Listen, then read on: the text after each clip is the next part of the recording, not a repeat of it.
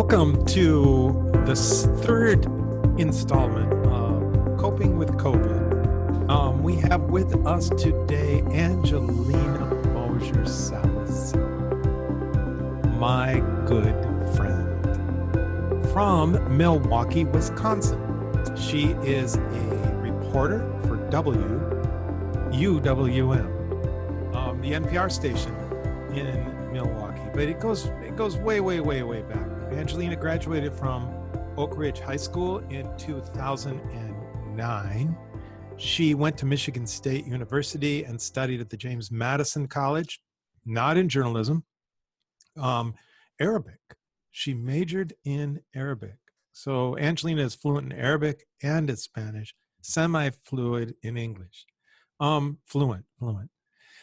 She studied in Palestine at Beirut University in Ramallah. She studied at in Beirut at American University. She taught for 2 years English to kids in Cairo, Egypt. She's traveled the world, and she now is working, as I said, as a reporter in Milwaukee, Wisconsin, as kind of like the defender of the Latino community in Milwaukee. I think that's really cool to know that she has that bond with the Latino community. So without further ado, I introduce to you Angelina Mosher Salazar. Hello. Hola. Salam alaikum. Thank you so much for having me. I'm really excited to be here. I'm excited to tell you guys a little bit about what I do and what it's like doing my job during a global pandemic. So I will start off just telling you guys a little bit about me and my background. As Mr. Wood mentioned, I went to Oakridge. I graduated from Oakridge in 2009. I then went to Michigan State and studied at James Madison College within Michigan State, and I got 2 degrees. One is in Arabic, the other in comparative cultures and politics. I also got 2 specializations, one in Muslim studies and the other in peace and justice studies. So none of that has anything to do with. Oh, it says Zoom can't detect your microphone. Zoom can't detect your microphone. Can you hear me okay? I can hear you fine now. Okay. Yep. There was that moment though. There was a moment there where you, when your hands were up in the air. Yeah. Where you, yep. I think it was a mental glitch, not a technological glitch. I'm sure this entire podcast is going to be a mess, but continue, please. Excellent. So with that said, I had this unconventional path to journalism, to becoming a news reporter. And I'll give you guys a little bit of the journey. So I graduated from Michigan State University. I went to go teach English in Cairo, Egypt for 2 years. Then I moved to Costa Rica, where my family is from, and I worked at the U.S. Embassy as a program assistant promoting higher education in the United States. And I had this moment where I was like, okay, I don't want to be a teacher. I don't want to work for the State Department.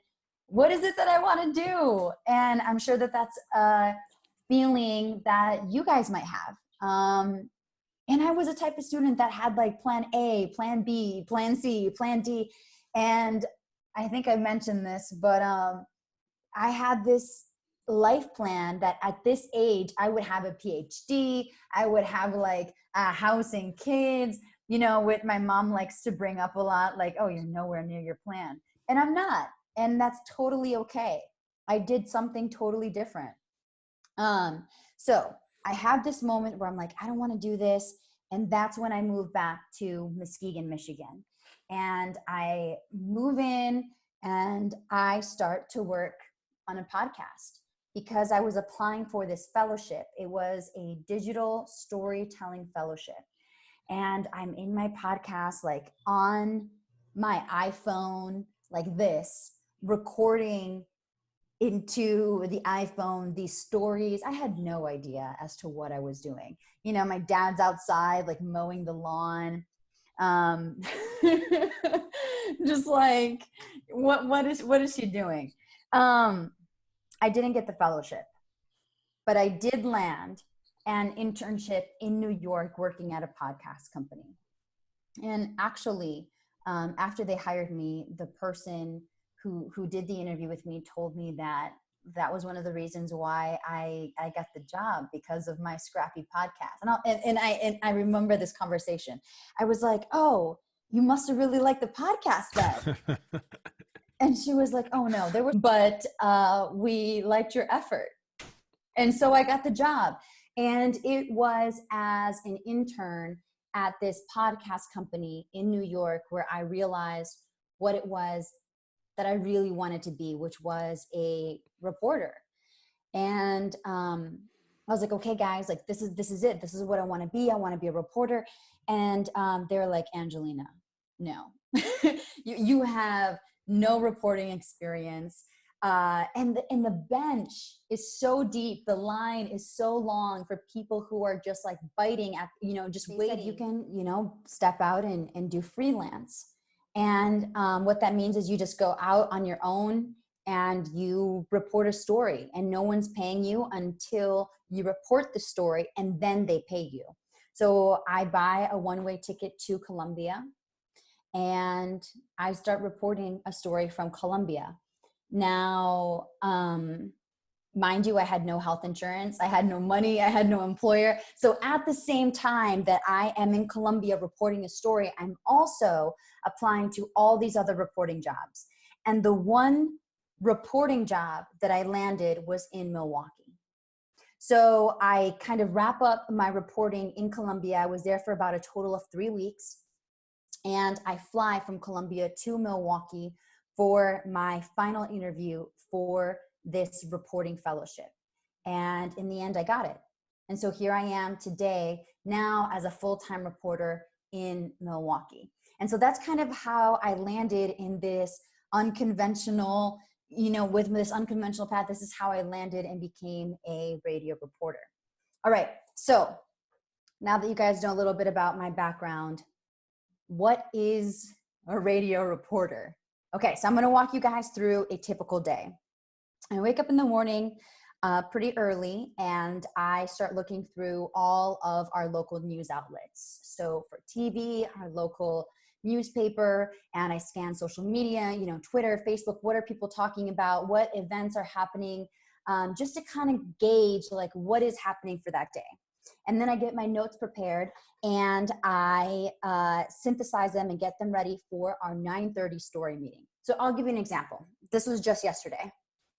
I'm looking online, and I look at the AP Wire, which is this service that a lot of local news outlets use, which is where they send us, updates about significant events that might be happening in our area. And on there, I saw that there was a 4 p.m. virtual press conference with the U.S. Department of Justice about this grant money that they were giving the Milwaukee Police Department. And I was like, what is this? Okay, so I note that. And then at the 9:30 meeting, I said, okay, I'm working on this testing story. I'm working, I have these interviews lined up.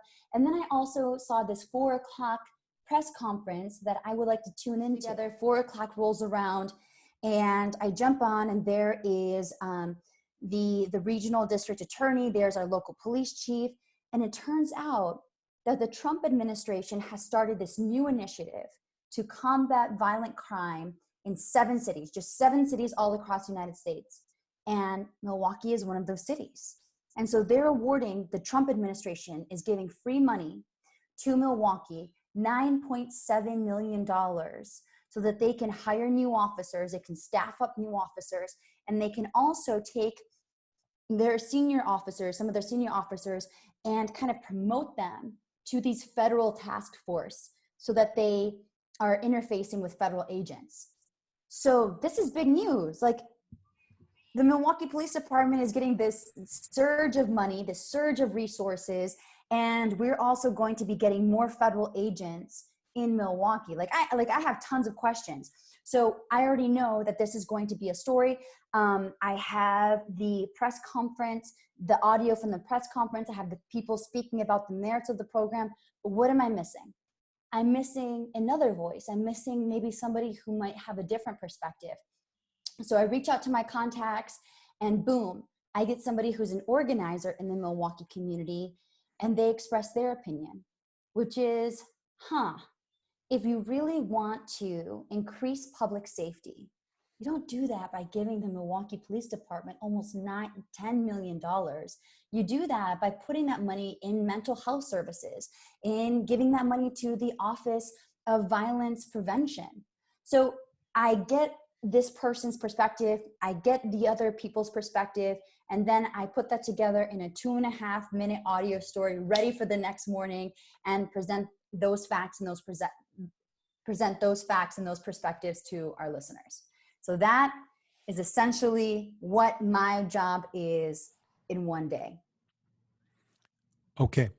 I want to go back a little bit. Thank you. Yes. By the way, I want to go back just a bit back to Columbia, because you talked about Columbia and you slid through Columbia. Columbia was a big deal.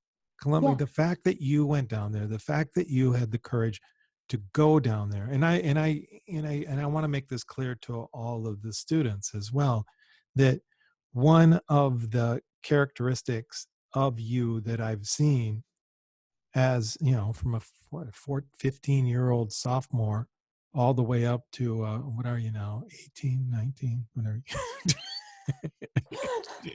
I don't know, 30 years old, 20. I'm 45 years old. Or 45, okay, for whatever you are. My skin looks great. Okay. Okay. Anyhow, is that you have this fearlessness, and I know it comes from your mom, because your mom has gone after every teacher at Oakridge except me in the fearlessness that you have on the job to get to the story, to get to the person, to get where you need to go. You don't have any, you are going to ask whatever you need to ask. And so when we were down in Colombia, I was in Colombia with you in Bogota, and we spent some time down there. And I had mentioned earlier to the students that you were fearless. And then you told the story about, can you please tell the story again about the about what happened with the military, the interview with the military? Because I was standing there when you did that, and I was as scared as you were when you drove off, and it was raining. Yeah, I remember that day. So yeah, it was raining. It was raining. Thanks for asking that question and for bringing that up, Mr. Wood. Yeah, I think that tenaciously pursuing something and being dogged about research, about the story, about pursuing answers to questions you have, doesn't mean that you're not scared. And I will share this story that when I was in Colombia, I was researching a very sensitive topic that is incredibly polarizing in the country. I was investigating crimes committed by the Colombian military, very heinous crimes, murders against innocent civilians.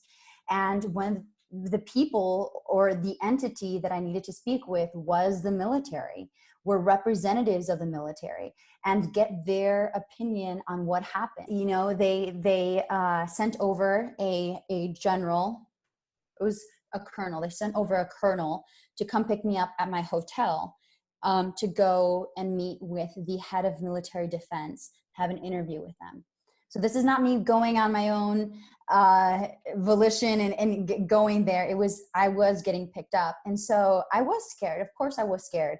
And I took a picture of the license plate and I gave it to you. And I said, if I don't come back, this is, you have the license plate number. And I share that story to say that maybe I might act fearless, but that does not mean that I do not have fear. Of course I encounter fear. And I encounter fear to this day. When I just ask a public official a question, maybe my question is stupid. Maybe they look at me and they're like, who is this lady? I have fear speaking up within my own newsroom about ideas that I have or something that I don't think is quite right. but it is the ability to enfrentarse, the ability to confront your fear and to still pursue what it is that you want to pursue. I don't know what you are going to do with that driver's license number. I have no clue. What are you talking about? I mean, if I would have went missing, Oh, you trying to talk to Colombian police and giving in Spanish, I would have been gone forever.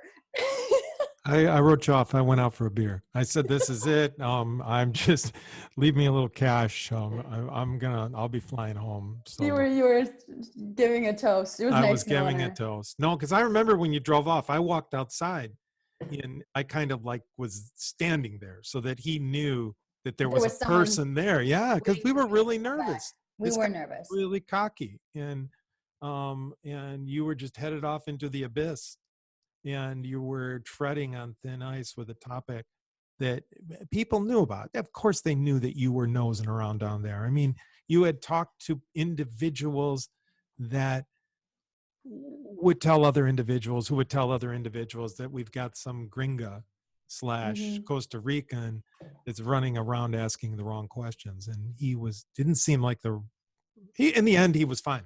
Yeah, he was totally fine. Arrogant. But I mean, also this wasn't paranoia. And he has a pending case against him for his own violations that he committed during the war. So we weren't talking with some straight-laced, squeaky clean individual either. No, and so I would recommend to all of you to go on. In fact, I will link the Latino USA story on the false positivos, right? Falsos positivos, Yeah. I would really, go ahead, listen. And if you have any comments, if you have any questions, I would really love to hear what you guys think of the story. Do you guys have any questions at this point? This is Cameron. I have a quick question. All right, Cameron. Quick question. So, what is your favorite part about being a reporter, and how has that changed since this virus? Dang, what's my favorite part about being a reporter? I think that I'm just like a curious person, and I get bored easily. I'll tell you that. I get bored easily. So what I love is I love talking to people. I love talking to people. People have some wild stories, of the things that they've lived through, of their experiences, of their perspectives. So I really love talking to people because I can't be a nurse. I can't be a school teacher. I can't be an Amazon delivery truck person. I can't live those experiences. But I can talk to an Amazon delivery truck guy. I can talk to a nurse. I can talk to, a school teacher, and they can tell me what it is that they're going through. So that's definitely my favorite part. Now, how has that been impacted by COVID-19? Well, we're not really supposed to be talking to anybody in person right now. So it is absolutely impacting my job. Like, it's a huge blow. How am I supposed to get stories? How am I supposed to get information? So I've had to make a ninja pivot to data. And I've always wanted to get into this, but there are data scientists out there, people who study numbers, people who analyze data on Excel spreadsheets, all of that, right? I am not one of those people. But now I really had to do that. I really had to look at numbers and get stories out of numbers. Okay, so let me give you an example, because maybe you guys are like falling asleep here, okay? So the Milwaukee County, they're like, oh, we're going to be super transparent with our data, and we're going to tell you everything that's going on with COVID-19.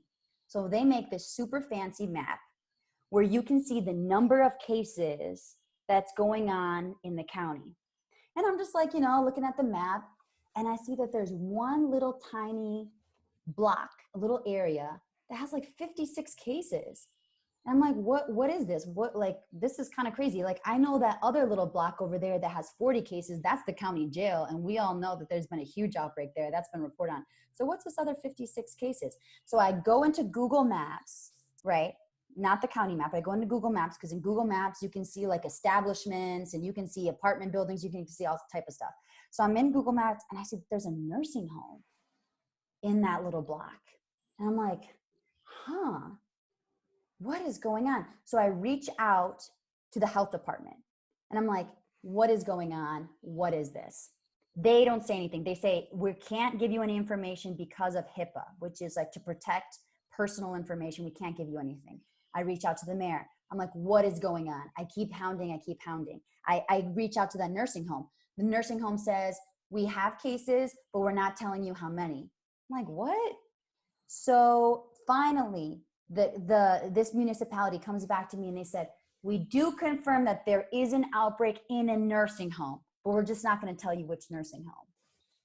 And I'm like, well, I'm looking at a map that tells me that there is an outbreak in this little tiny area. And in this little tiny area, there is a nursing home, and it's this nursing home. So I'm pretty sure it's this nursing home who has the outbreak. So that was me. And then we published a story. We got tons of feedback. People were enraged, like, my parent is in that nursing home. Because the important thing, which you guys might not know about, is that nursing homes are on lockdown. Like if you have a grandma or grandpa in a nursing home, you can't go visit them. They can't come out and visit you. So it's like they are in lockdown. There's no information coming in or out. And so this was a huge story. And I was able to break that story because what? I was looking at data. I was looking at numbers. That wasn't where somebody called me up and said, Angelina, you don't know this, but I'm inside this nursing home and there's an outbreak, right? So that's an example. I hope that kind of like gave you an idea, Cameron. Okay. So I did talk a little bit about how COVID-19 is affecting my work. I also want to talk about just like my physical space. My job is very much not an office job. I am out in the community. I am at either, not like a wine tasting event, but like a mixer, meeting people, or I'm at a panel, or I'm at a round table, or I'm at a protest. Like that's my job. But now I am going to show you where, okay, let's see. Did I lose you guys? Can you see me? Okay. Can you guys see me okay? This is now my working environment, okay? I'm going to give you a 360 of my kitchen. Here we go. That's it. Here we go. There's the fridge. I try to avoid that. And the snacks in the cupboard. And my plants.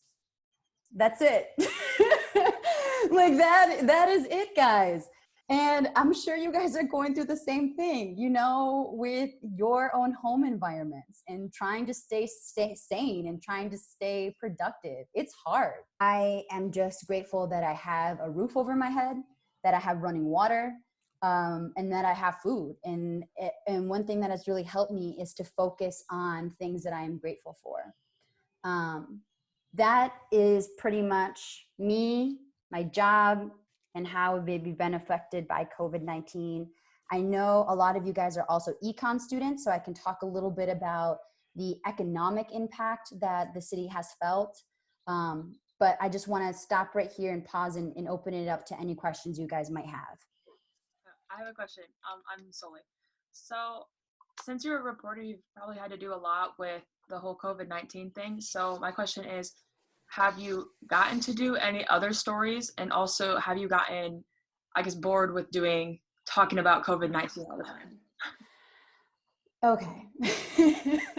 I am so sick of saying coronavirus, global pandemic, and COVID-19. Like, I am so over it. But it's the news of the day, and people are hungry for information and they want to hear it. And they want to know what's going on. They want to know the latest. And also my editors are demanding stories about COVID-19. Now, with that said, we're a couple of months into this thing, so it's not like breaking news anymore. So I am able to sneak in a story that doesn't have to do with COVID-19, right? And that's one skill of a reporter, is that you have to creatively think about stories or think of stories kind of outside the box. Another thing that I have never experienced before, because I am, an early career journalist, is the emotional fatigue. So you guys are bombarded with news, right? But you can turn it off when you want. It's not your job to pay attention to it. It is my job to literally be minute by minute, second by second update on what is happening with COVID-19. So it's constantly refreshing Facebook, constantly refreshing social, all the social media, my email of like, what is going on with COVID-19. It started getting crazy. I was having dreams of this nursing home that I broke the story on. So what do you have to do?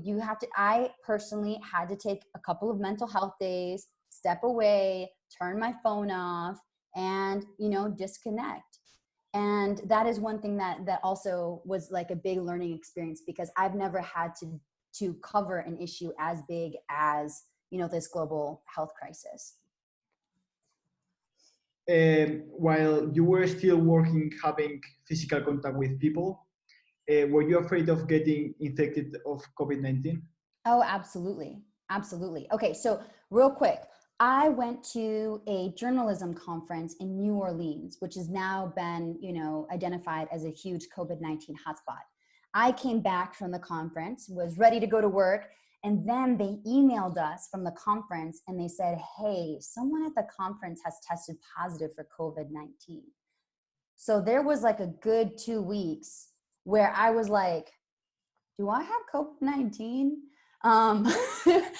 Because you can have it for 2 weeks and not feel symptoms at all and be totally fine. But then you start getting paranoid, right? And then there's like a little tickle in your throat, and then you sneeze and you don't know if it's because of dust or because of COVID. That definitely did happen to me. Thank goodness I've been totally healthy 100%. But so that's like in the very beginning. Now, out reporting. I try to limit all of my interviews to phone interviews, but I do still have occasions where I need to go out and cover somebody in person. So I'll give you an example. The first Latina alderwoman to be sworn into Milwaukee's Common Council. She was getting elected, right? And she was having a ceremony. So I went out to the ceremony and I interviewed her. Now, I wore a mask. I had the pole with the microphone trying to be 6 feet away. And she also wore a mask. Now, I did that. I came home, washed all my clothes, sanitized all of my equipment. But I was still worried. I live with somebody. I share a building with somebody who recently had cancer and whose immunity is compromised, because of that. So yes, I was worried about that. Now, here's another example, Javier. I was asked to go cover protesters at the state capitol, right? Now, these are like anti-stay-at-home protesters. They weren't wearing masks. They were like, my constitutional rights and my freedom is more important than your fear, these types of things. I knew that these are people who probably were not taking the stay-at-home order seriously. And I told my editor no. I said, I'm not going to go cover that. I mean, if you need support where I can reach out to people through social media and I can interview them online, I will do that. But I will not drive to the Capitol and be in the midst of a group of people who are not wearing masks or not taking this seriously. And that was a personal decision that I made. So it is very much a balancing act. And that we're all kind of just making it up as we go because we don't really have a precedent for this. And I think it's important for you to share that you wear your mask, that you do social distance, that you do every single thing that you need to do for the health of, for the health of everybody around you. Yes, absolutely. So here, I want to share this really quick. In Wisconsin, our governor, like in Michigan, put out a stay-at-home order, right? People were not happy, they protested. But what happened in Wisconsin just yesterday that has not happened in any other state, the Wisconsin Supreme Court said that the Secretary of Health egregiously violated her powers and rescinded the order. So as of yesterday evening, the stay-at-home order was essentially ruled null. So boom, people are at bars. There was just a story where one of the people interviewed at the bars was a nurse who worked in a respiratory intensive care unit. So she for sure is coming into contact with people who are symptomatic of COVID-19. It's very scary because it's outside of your hands, essentially. You know, you can only do so much to protect yourself. And and the other scary part is that I don't live alone, right? If I went to the Capitol and I got COVID-19 and then I suffer with the sickness at home all alone and it's just me and my cat, fine. But that I share this living space with other people it kind of like raises the stakes a little bit.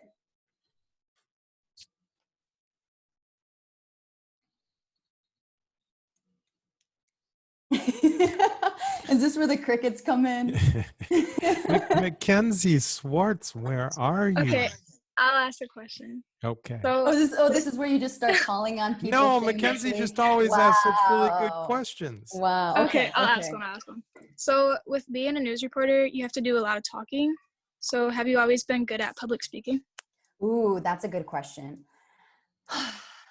I would have to say, yeah. I would have to say, yeah, come on, don't look at me like that, Mr. Wood. All right. Okay, she asked me about my speaking skills, not about my writing skills. So, I have always had this natural gift of wanting to talk to people. And I will be totally transparent. I grew up in a very dysfunctional household. My parents were at it all the time. And if anyone needed to be a mediator, a communicator, a negotiator in that household, baby, it was me.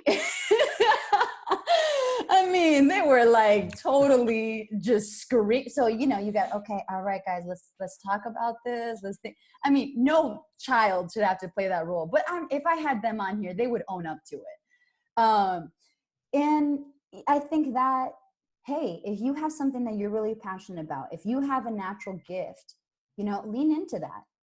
Who knows if it's going to be your profession, who knows if it's just going to be a hobby, but you at this age, you just start recognizing like, okay, what is it that I'm good at? What is it that I'm not so good at? And that can kind of guide you as well. And I'll add to this too. I watched Angelina down in Colombia when she was doing that piece for Latino USA. Interview people, particularly one of these mothers who had lost her son, who was murdered by the military in her home in this high poverty favela up on the side of the mountain. And I think that you are a good speaker because you just probe, you ask questions, you want to know what people are like. Everybody has a story, and you draw it out of people, but you draw it out because you care about the person and you care about their well-being, not to get the story. I would assume that when you do a story, you have way, way, way too much tape because you're having conversation all the time with the individual. Then you have to go back and you have to work through it to get the story out of it. But I think you just genuinely love to know what makes a person tick. Yeah, I will also add to this that I come from a long line of storytellers. You know, it's something that's really in our culture. My mom, she grew up like poor in the rainforest of Costa Rica, like dirt floors, no electricity, forget iPhones, forget TV. Like, okay, they didn't have anything to do. You know, I joke around with her and tell her like, except for like, you know, pick rice and beans, like that, you know. But what did they have for entertainment? Stories. Right? They would tell stories, they would tell jokes, they would be entertainers. They had the gift of gab. So I really am so appreciative of my culture and my history of that I grew up in a family where storytelling was a major component of teaching lessons, of admonishing children. You know, you would tell a ghost story to say like El Carlanco viene and he's gonna come and steal you out this window if you don't get your act together. Like that is some crazy child psychology stuff. But like, that's a story on a whole other level. And so, yeah, that's definitely something that, you know, I'm very grateful for. And I definitely, you know, kind of pay homage to my family members. Can my mom make a question in Spanish? Yeah, absolutely. Adelante, con mucho gusto. Hello, hola, Angelina. Hola, buenas tardes. Buenas tardes, soy Silvia, aquí buenas noches ya. Quería hacerte una pregunta como periodista, reportera que eres. Aquí en España solo se están contando, el gobierno está contando los casos de infectados, tanto de infectados como de fallecidos, de las personas a las que les han hecho el test del COVID. ¿Crees que las cifras son correctas? Porque hay mucha gente que habrá fallecido o que esté enferma y no les han hecho el test y esas personas no se han contabilizado, no están en esas cifras. Mira, okay. ¿Qué está ocurriendo ahí en Estados Unidos? Okay, so Miss Silvia asked a really great question. She said, you know, as a reporter, I want to know whether or not you believe these numbers are accurate in Spain. And so she explained the situation where the government is currently reporting these numbers of COVID-19 tests, or people who have gotten positive for tests and who have died of COVID-19, but they're not testing necessarily other people who have died who could have potentially had COVID-19 tests. Eso es correcto, ¿verdad? Lo entendí bien, ¿verdad, Javier? O... Sí. Okay. So she was asking me, she's like, do you think the numbers could maybe be even greater than what the government is reporting? And I would say, absolutely, 100%. So currently, the story that I am reporting, I am reporting the highest number of COVID-19 deaths in Milwaukee by neighborhood. And how did I get those numbers? I did not get them from the health department. I did not get them from the local government. I got them directly from the medical examiner's office. And I asked the medical examiner to explain, how do you identify a COVID-19 death? Right? Like if this person has diabetes and maybe they were diabetic and sick, you know, like maybe they died of diabetes. And the medical examiner said, I am a medically trained professional. I am there to identify the cause of death. And there are certain symptoms that they can tell and certain, estoy pensando en español, ahorita lo voy a traducir, pero pruebas, evidence that show that this person died of COVID-19, either because it was lack of oxygen or certain other evidence, okay? So I hope like you guys are all with me and understood that. Now I'm going to translate my answer into Spanish. Doña Silvia, sí, yo creo que definitivamente, o sea, los casos deberían ser más aumentados. Y te voy a decir por qué. Yo actualmente estoy trabajando en una historia justamente acerca de eso, de cuántas personas han fallecido por COVID-19, ¿verdad? Y cómo es que sabemos estos datos. Bueno, yo no pedí los datos ni del gobierno local, ni del Departamento de Salud. Yo pedí esos datos directamente de, ¿cómo voy a decir esto? Como the Medical Examiner's Office. Ellos son las personas que hacen como el levantamiento del cuerpo y hacen ahí el estudio y ellos hacen la determinación de qué es la causa, qué es la razón, por qué esta persona falleció, ¿verdad? Ellos son profesionales que ya han hecho un estudio, ¿verdad? Son médicos realmente. Ellos tienen toda esa formación. Entonces, ellos me dieron las cifras y los datos. Y ellos dijeron, no, definitivamente esta persona no murió porque es un viejito que tiene diabetes y tal y tal. Sabemos por estas pruebas que por falta de oxígeno al cerebro tal y tal, que definitivamente fue COVID-19. Entonces fue por ese medio que yo pude justificar y decir definitivamente esos son los casos que se han reportado, ¿verdad? Que las personas han fallecido de COVID-19. Pero otra cosa también, ¿verdad? Es que hay gente que se está muriendo en las casas, ¿verdad? Eso está pasando, lo estamos viendo ahorita en Milwaukee. So one thing that I wanted to add that I didn't translate for you guys is that we are also seeing that there are people who are dying in their homes, right? Like we have an undocumented community here in Milwaukee where people don't have health insurance, or people are scared that they don't have citizenship. And so they get sick and they rub some icy hot on their chest, hoping that they're going to get better and pray to, you know, somebody that they hopefully get better, and they don't, and they pass away in their homes. And so that's also like a gray area of like, what exactly, how are they being recorded? But yes, muchísimas gracias por esa pregunta. Thank you very much for that question. You're welcome. Gracias puedo contestar y en español. Okay, wait. Can I ask another question? I'm Delaney. Yes. With all these stories that you covered, like about COVID-19, you know, it's kind of like, I can only assume it takes like, put you down because you're reading all this sad stuff about people dying. Mm-hmm. How do you keep yourself like happy? How do you keep your morals up and stuff like that?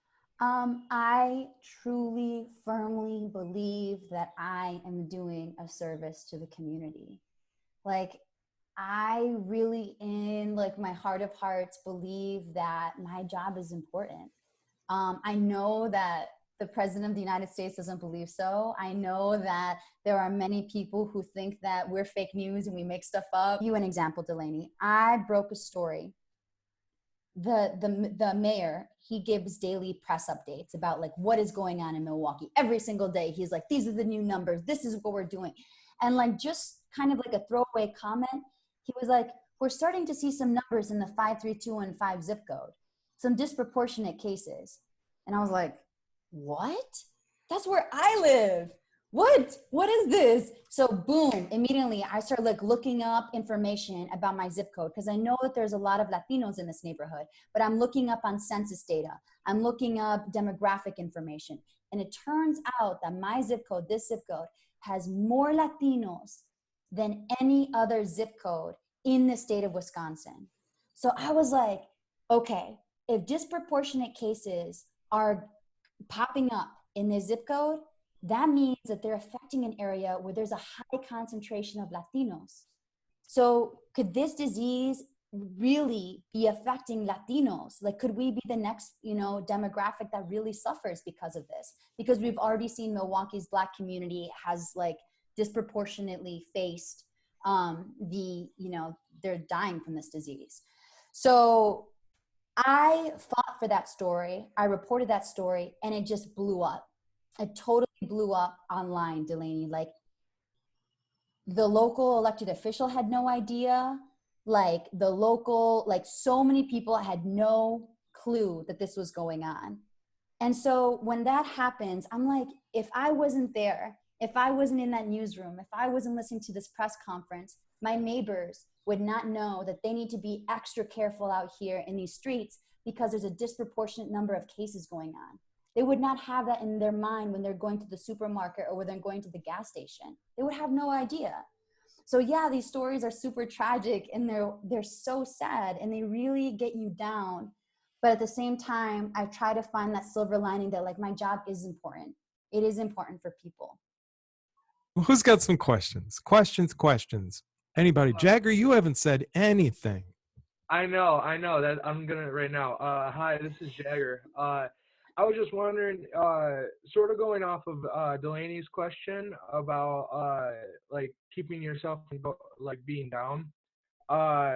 Would you say, because I know you work in the reporter field, I don't know what kind of stories you covered in the past, but would you say you more or less have a optimistic kind of view on like life in these kind of scenarios, or pessimistic view?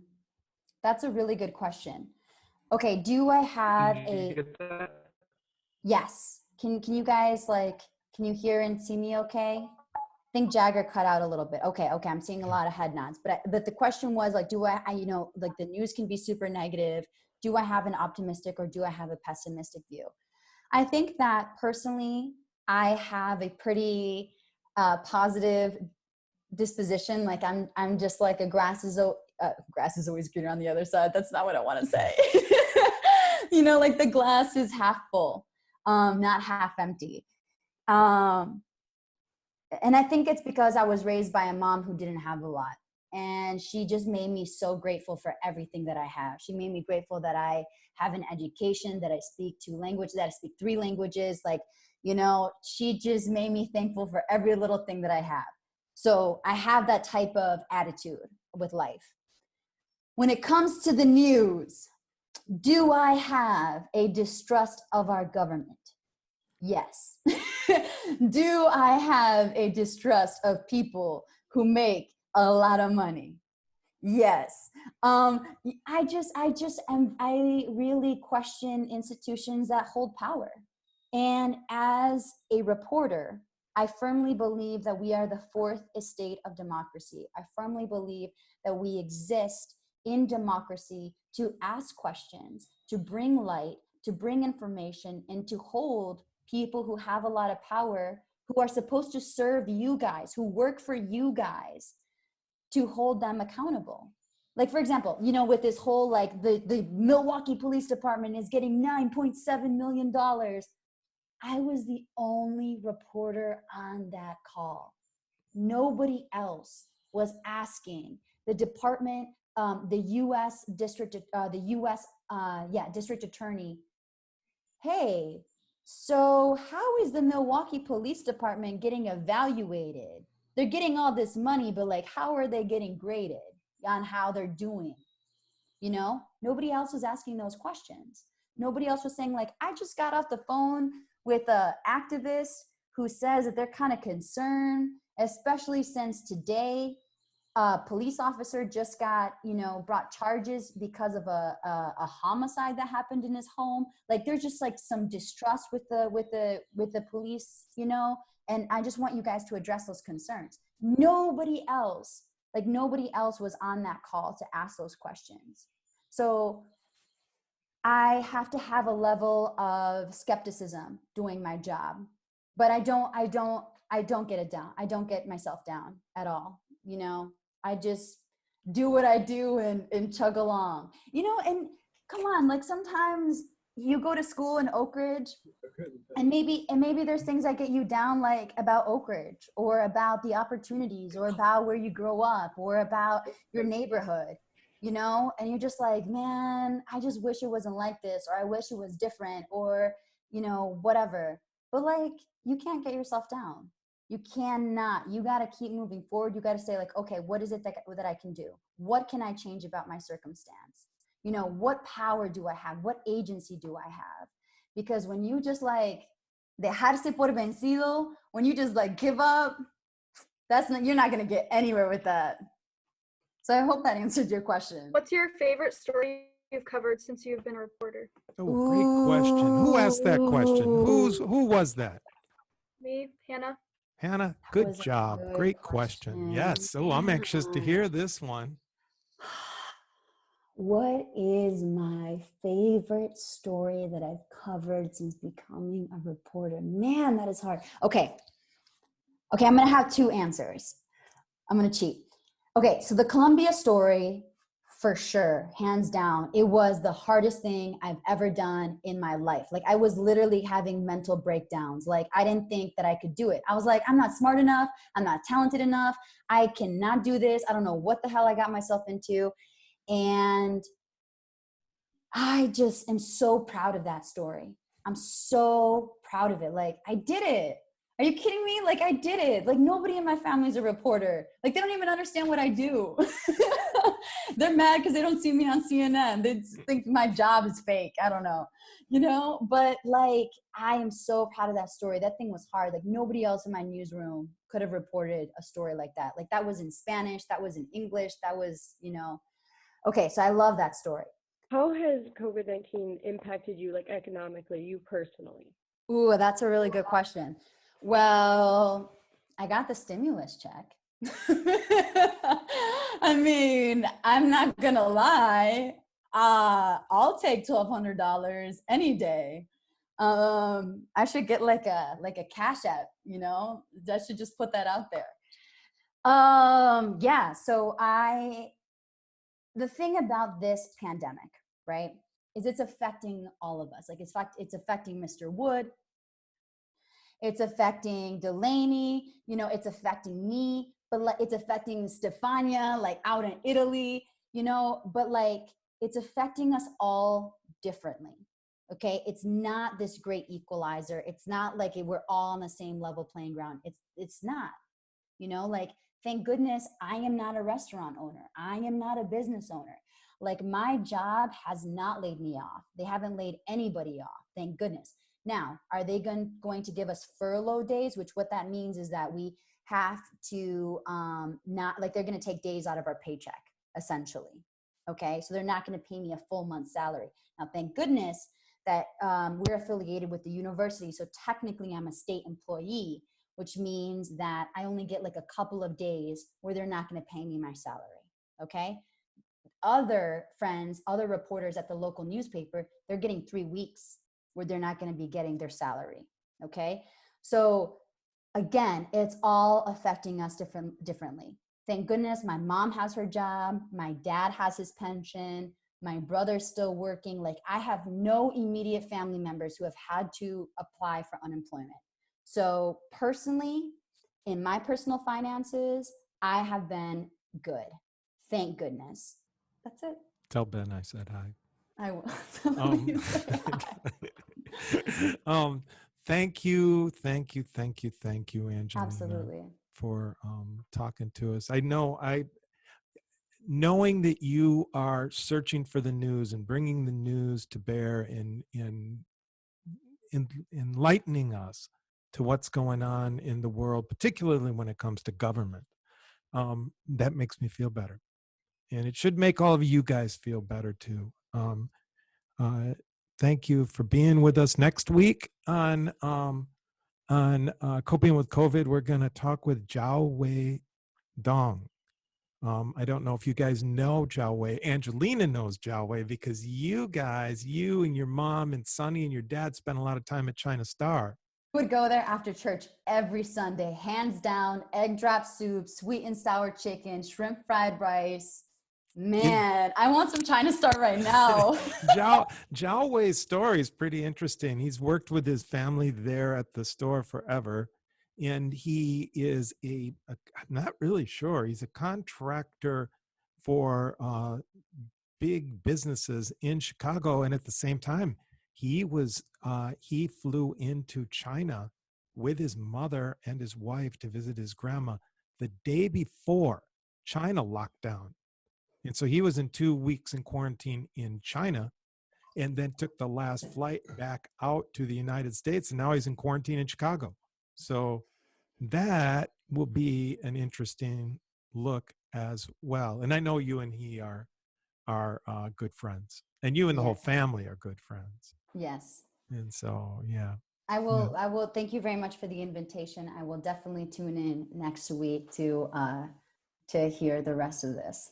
I just want to tell you, I am so proud of what you're doing. I know you're going to continue to do good things. I know you're going to take the mask off of what's going on in this country. And I know you are going to continue to enlighten us, no matter what the story is. Thank you very much. Thank you very much. And hey, Oakridge students, you guys have been excellent. Like, thank you so much. Thank you for the questions. Thank you for tuning in. Thank you for knowing how to use technology and muting yourselves and like not forgetting you had the camera on and walking to the bathroom, like low key that has happened on some video calls. So good job. Good job, guys. Thanks, guys. See you next week. Ciao, ciao. Hasta luego. Adiós. Más Ciao.